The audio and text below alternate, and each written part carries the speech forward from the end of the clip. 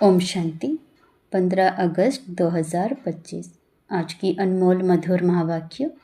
मीठे बच्चे, सवेरे सवेरे उठ यही चिंतन करो कि मैं इतनी छोटी सी आत्मा कितने बड़े शरीर को चला रही हूँ। मुझ आत्मा में अविनाशी पाठ नूंधा हुआ है। प्रश्न, शिव बाबा को कौन सी प्रैक्टिस है, कौन सी नहीं? उत्तर, आत्मा का ज्ञान रत्नों से श्रृंगार करने की प्रैक्टिस शिव बाबा को है। बाकी शरीर का श्रृंगार करने की प्रैक्टिस उन्हें नहीं, क्योंकि बाबा कहते मुझे तो अपना शरीर है नहीं, मैं इनका शरीर भल किराए पर लेता हूँ, लेकिन इस शरीर का श्रृंगार यह आत्मा स्वयं करती, मैं नहीं करता, मैं तो सदा अशरीरी हूँ। गीत, बदल जाए दुनिया ना बदलेंगे हम। ओम शांति। बच्चों ने यह गीत सुना। किसने सुना? आत्मा ने इन शरीर के कानों द्वारा सुना। बच्चों को भी यह मालूम पड़ा कि आत्मा कितनी छोटी है। वह आत्मा इस शरीर में नहीं है तो शरीर कोई काम का नहीं रहता। कितनी छोटी आत्मा के आधार पर यह कितना बड़ा शरीर चलता है। दुनिया में किसी को भी पता नहीं है कि आत्मा क्या चीज़ है जो इस रथ पर विराजमान होती है। अकाल मूर्त आत्मा का यह तख्त है। बच्चों को भी यह ज्ञान मिलता है। कितना रमणीक रहस्य युक्त है। जब कोई ऐसी रहस्य युक्त बात सुनी जाती है तो चिंतन चलता है। तुम बच्चों का भी यही चिंतन चलता है। इतनी छोटी सी आत्मा है इतने बड़े शरीर में।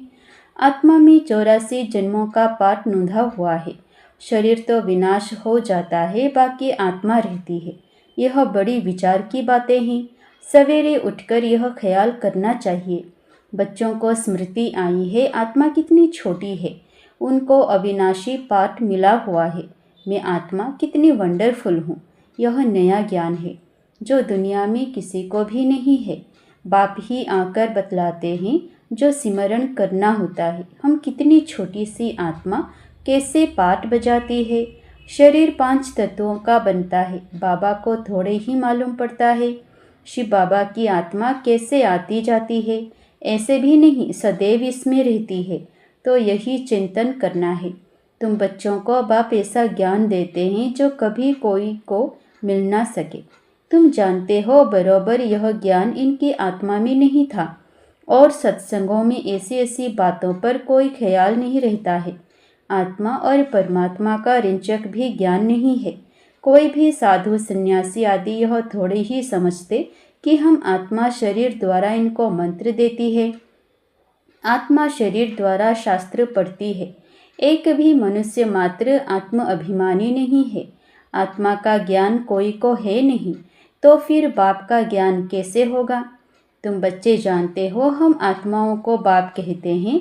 मीठे मीठे बच्चों, तुम कितना समझदार बन रहे हो। ऐसा कोई मनुष्य नहीं जो समझे कि इस शरीर में जो आत्मा है उनको परम पिता परमात्मा बेट पढ़ाते हैं। कितनी समझने की बातें हैं, परंतु फिर भी धंधे आदि में जाने से भूल जाते हैं। पहले तो बाप आत्मा का ज्ञान देते हैं जो कोई भी मनुष्य मात्र को नहीं है। गायन भी है ना, आत्माएं परमात्मा अलग रहे बहुकाल, हिसाब है ना। तुम बच्चे जानते हो आत्मा ही बोलती है शरीर द्वारा। आत्मा ही शरीर द्वारा अच्छे व बुरे काम करती है। बाप आकर आत्माओं को कितना गुलगुल बनाते हैं। पहले पहले तो बाप कहते हैं सवेरे सवेरे उठकर यही प्रैक्टिस व ख्याल करो कि आत्मा क्या है जो इस शरीर द्वारा सुनती है। आत्मा का बाप परमपिता परमात्मा है जिसको पतित पावन ज्ञान का सागर कहते हैं। फिर कोई मनुष्य को सुख का सागर, शांति का सागर कैसे कह सकते? क्या लक्ष्मी नारायण को कहेंगे सदैव पवित्रता का सागर? नहीं, एक बाप ही सदैव पवित्रता का सागर है।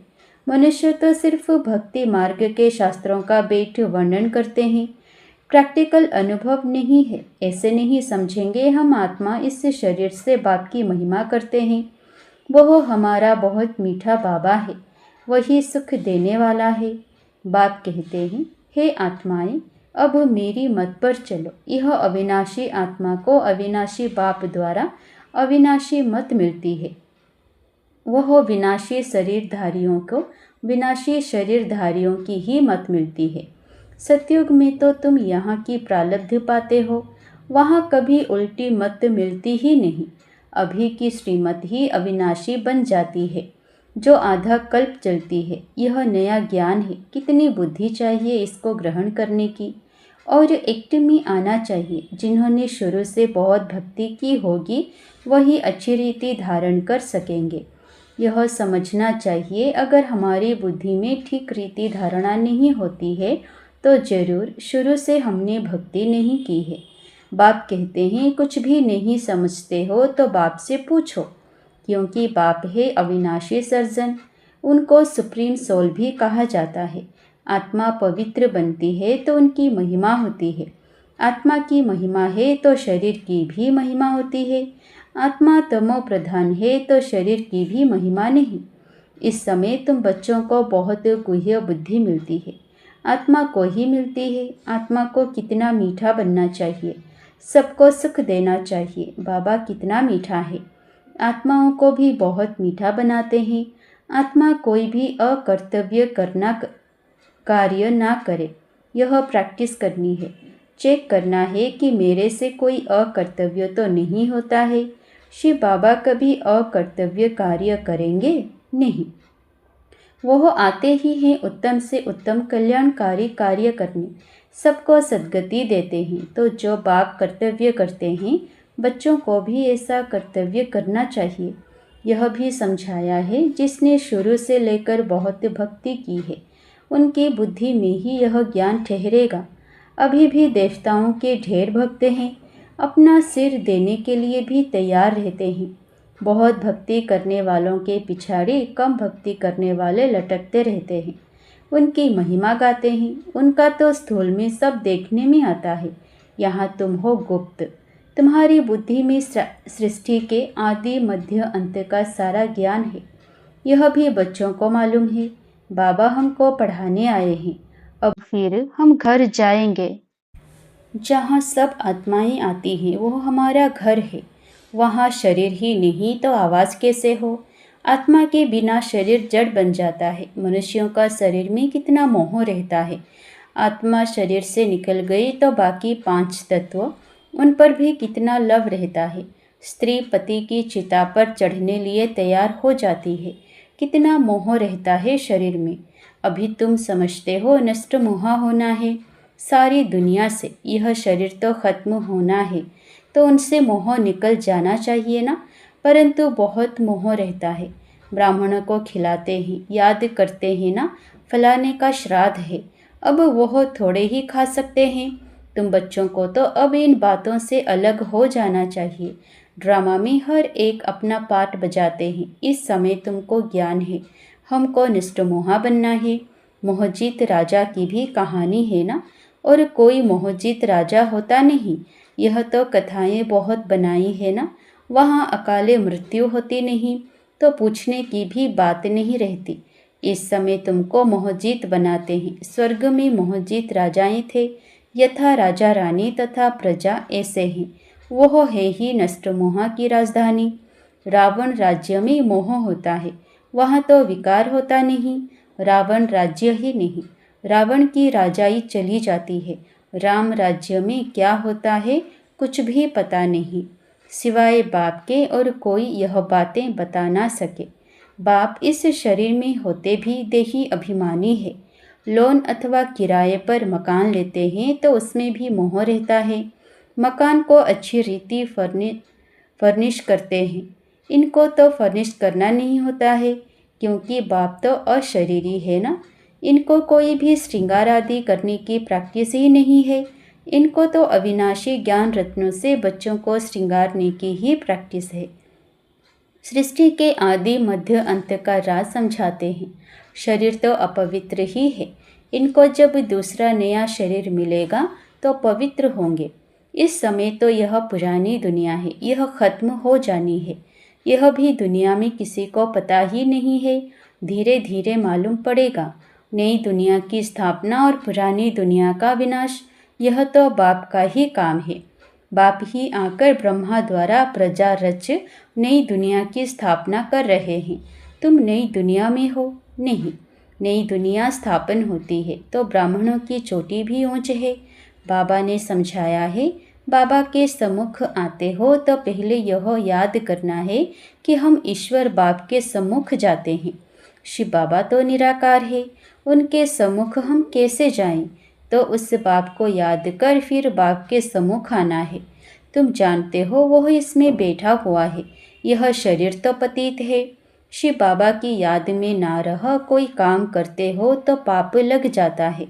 हम शिव बाबा के पास जाते हैं, फिर दूसरे जन्म में दूसरे संबंधी होंगे, वहाँ देवताओं की गोद में जाएंगे।